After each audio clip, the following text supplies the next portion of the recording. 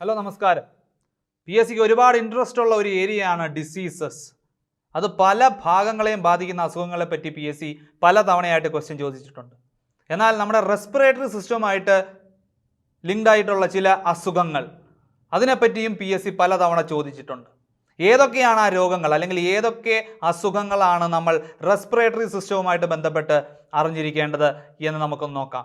അപ്പോൾ ഏറ്റവും പ്രധാനമായി നമ്മൾ അറിഞ്ഞിരിക്കേണ്ട ഒരു അസുഖമാണ് ആസ്മ. എന്താണ് ആസ്മ? ആസ്മ എന്ന് പറയുന്നത് ഒരു കോമൺ ടേം ആണ്.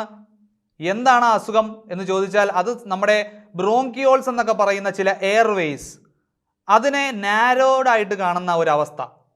അപ്പോൾ നമ്മുടെ ശ്വാസം സാധാരണഗതിയിൽ പോകേണ്ടുന്ന വഴിയായിട്ടുള്ള ബ്രോങ്കിയോൾസ് എന്ന് പറയുന്ന ചില ഭാഗങ്ങൾ അതൊക്കെ ഇച്ചിരി നാരോ ആയിട്ട് മാറുന്നു, അല്ലെങ്കിൽ അതിൻ്റെ ഉള്ളിലുള്ള സ്പേസ് ഒക്കെ ഒന്ന് കുറയുന്ന ഒരു അവസ്ഥയിൽ നമ്മുടെ ശ്വാസത്തിന് അല്ലെങ്കിൽ നമ്മുടെ എയറിനെ അതിൻ്റെ ഉള്ളിൽ കൂടി കടന്നു പോകാൻ പറ്റാത്ത അല്ലെങ്കിൽ ഒരു ബുദ്ധിമുട്ടുള്ള ഒരു അവസ്ഥയാണ് ഈ പറയുന്ന ആസ്മ എന്നൊക്കെ പറയുന്നത്.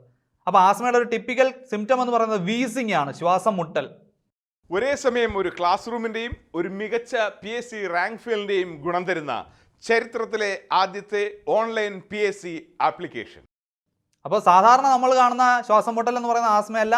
ആസ്മ എന്ന് പറയുന്നത് കുറച്ചും കൂടി ഒരു അലർജിക് ആയിട്ടുള്ള അല്ലെങ്കിൽ കുറച്ചും കൂടി ഒരു ഇൻഹെറിറ്റഡ് ആയിട്ടുള്ള പാരമ്പര്യമായിട്ടൊക്കെ ചിലപ്പോൾ കിട്ടുന്ന ഒരു അസുഖമാണ് ഈ പറയുന്ന ആസ്മ എന്ന് പറയുന്നത്. എന്നാൽ ആസ്മയെ പറ്റിയിട്ട് നമുക്ക് ആധികാരികമായിട്ടൊന്നും വലിയ നോളജ് ഒന്നും ഇല്ല. ഇപ്പോഴും അതിനെ പറ്റിയിട്ടൊക്കെ വളരെ സിവിയറായിട്ട് പഠനം നടന്നുകൊണ്ടിരിക്കുന്നതേ ഉള്ളൂ. അപ്പോൾ നമ്മൾ അറിയേണ്ടത് ഇത്രയുമാണ്. ആസ്മ എന്ന് പറയുന്ന അസുഖം നമ്മുടെ റെസ്പിറേറ്ററി സിസ്റ്റവുമായിട്ട് ബന്ധപ്പെട്ട് കിടക്കുന്ന ഒരു പ്രശ്നമാണ്.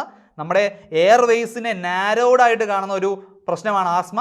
അത് കാരണം പലപ്പോഴും ശ്വാസം എടുക്കുമ്പോഴും ബുദ്ധിമുട്ടുണ്ട്. എന്നാൽ ആസ്മയുടെ ഒരു പ്രധാനപ്പെട്ട സിംറ്റം എന്ന് പറയുന്നത് എക്സെയിൽ ചെയ്യാനുള്ളൊരു ബുദ്ധിമുട്ട്.